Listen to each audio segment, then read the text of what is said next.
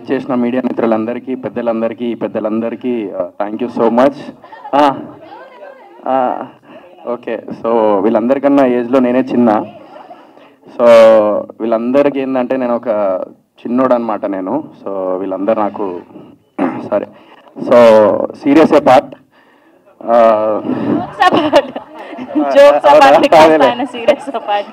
Serious అనుకున్నా నేను కాదా. ఓకే, అయితే మహబూబ్ నాది ఫ్రెండ్షిప్ బిగ్ బాస్ నుంచే స్టార్ట్ అయింది. సో ఇద్దరం జర్నీ చేసుకుంటూ మేము మాట్లాడుకుంటూ ఉండేవాళ్ళం ఇంటి దగ్గర కానీ అదంతా. ఎందుకంటే ఒక రియాలిటీ షో నుంచి ఒక సినిమా ఇండస్ట్రీలో ఎంటర్ అవ్వాలన్నా లేకపోతే ఏదైనా సాధించాలన్నా చాలా అంటే ఆల్రెడీ సినిమాలో ఉన్న వాళ్ళు డైరెక్ట్ సినిమాలో వచ్చిన వాళ్ళు కొంచెం కష్టపడితే దెన్ సినిమా రికగ్నైజేషన్ అనేది వస్తూ ఉంటుంది. బట్ రియాలిటీ షో నుంచి మేము సినిమాల్లో ఎంటర్ అవ్వాలంటే చాలా కష్టపడాలి, దానికి రెండింతలు ఇంకా ఎక్స్ట్రా కష్టపడాలి. ఎందుకంటే ఆ ఆడియన్స్ మైండ్ సెట్ ఏంటంటే అరే బిగ్ బాస్ ఒక రియాలిటీ షో, అక్కడ నుంచి సినిమాల్లోకి ఆ మైండ్ సెట్ని తిరిగి అది తీసుకురావాలంటే మంచి మంచి కాన్సెప్ట్తోని అండ్ కష్టపడుతూ మంచి కాన్సెప్ట్తో ముందుకెళ్ళాలి. సో అలాంటి టైంలో లాస్ట్ టైం ఒక సాంగ్ చేసారు, శ్రీ సత్య కానీ లేకపోతే మహబూబ్ ఇద్దరు కలిసి ఒక సాంగ్ చేసారు, అది సూపర్ డూపర్ హిట్ అయింది. సో విజువల్ పరంగా అయితే అప్పుడు ఇరగదీసారు. సో ఎప్పుడైతే నాకు ల్యాప్టాప్లో తీసుకొచ్చి నాకు చూపెట్టిండో ఈ సాంగ్, నేను అసలు మైండ్ అంతా మింగింది.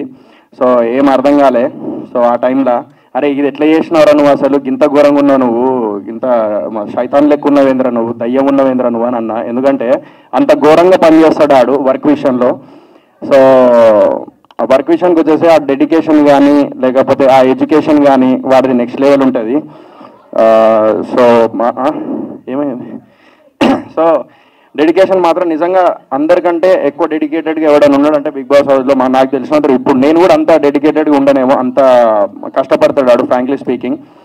సో వాడు ఇప్పుడు సినిమా కూడా ప్లాన్ చేస్తున్నాడు అని చెప్పొద్దు అన్నాడు, బట్ నేను చెప్పను నేను ఇప్పుడు అది. సో అది ఫ్యూచర్లో ప్లాన్ చేస్తున్నాడు. సో విజువల్స్ అయితే అదిరిపోయినాయి. అండ్ భార్గవ్ గురించి చెప్పాలి, డిఓపి గురించి. అతను కూడా సేమ్ అంతే, మహబూబ్ లాగానే లైక్ హార్డ్ వర్క్. అండ్ మేము లాస్ట్ టైం కూడా ఒక ఆల్బమ్ సాంగ్ చేసినాం, తట్టుకోలే నేను ఇంకొకరితో ఉన్న సాంగ్ ఉంది కదా, అది మనోడే డిఓపి చేసింది. నా పాట పాడమంటే పాట కానీ వీడు ఎప్పుడో చేసిన పాట తెచ్చి పాడుతున్నాడు. అరే డిఓపి రా పాపం, ఆడు కూడా ఎదగాలి కదరా. సో 20 million దాకా వచ్చింది. సో అప్పుడు అతను విజువల్స్ చూసే మేము అసలు హ్యాపీ ఫీల్ అయినాం. ఫస్ట్ మేమిద్దరం చేసింది రాహుల్ అన్న పాడిన సాంగ్ నాటు సాంగ్ ఉంది కదన్న. సో ఆ సాంగ్కి మనోడు డిఓపిగా చేసిండు ఆ టైంలో, Bhargav, still I remember. So అది కూడా మిలియన్స్లో ఉన్నాయి. సో కీరవాణి సార్ కూడా చూసినప్పుడు అరే మేము చూసిన అది సాంగ్ అని అన్నారు. We felt very happy. ఆ విజువల్ కూడా వచ్చింది అతని వల్లనే, భార్గవ్ వల్లనే డిఓపి. అండ్ డైరెక్టర్ గారు లైక్ నెక్స్ట్ లెవెల్. ఇందాక మీరు అంత సీరియస్గా మాట్లాడుతా అంటే వీడు మైక్ లాక్కొని జోక్సే పాట అంట అన్నాడు. అంటే చెప్పిందంతా జోక్, ఆయన చెప్పింది జోక్సే పాట అంటాడు. నాకు అర్థం కాలే, మైక్ లాక్కొని జోక్సే పాట అని అన్నాడు. అట్లా చెప్పొద్దు ఎప్పుడు. సో ఇప్పుడు కూడా serious part. So all the best team అందరికీ. అండ్ ఇక్కడే చెప్తున్నా, టాయిలెట్ వచ్చినోడిని అండ్ టాలెంట్ ఉన్నోడిని ఎవడు ఆపలేడు. నాకు టాయిలెట్ వస్తాను, నేను ఎవ్వడు ఆపలేడు. నేను ఇప్పుడు పోతా, ఈయనకి టాలెంట్ ఉంది.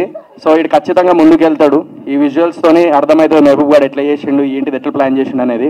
సో డెఫినెట్లీ ఈ సాంగ్ అందరూ యూట్యూబ్లో చూడాలని మనస్ఫూర్తిగా కోరుకుంటున్నాను. నువ్వే కావాలి సాంగ్ పేరు. సో యూట్యూబ్లో చెక్ చేయండి, 100% వస్తాడు. సో టాలెంట్ ఉంది అని ఆపకండి. నాకు టాయిలెట్ వస్తుంది, నన్ను ఆపకండి. టాయిలెట్ వస్తుంది, ఆవురా పట్టుకొని.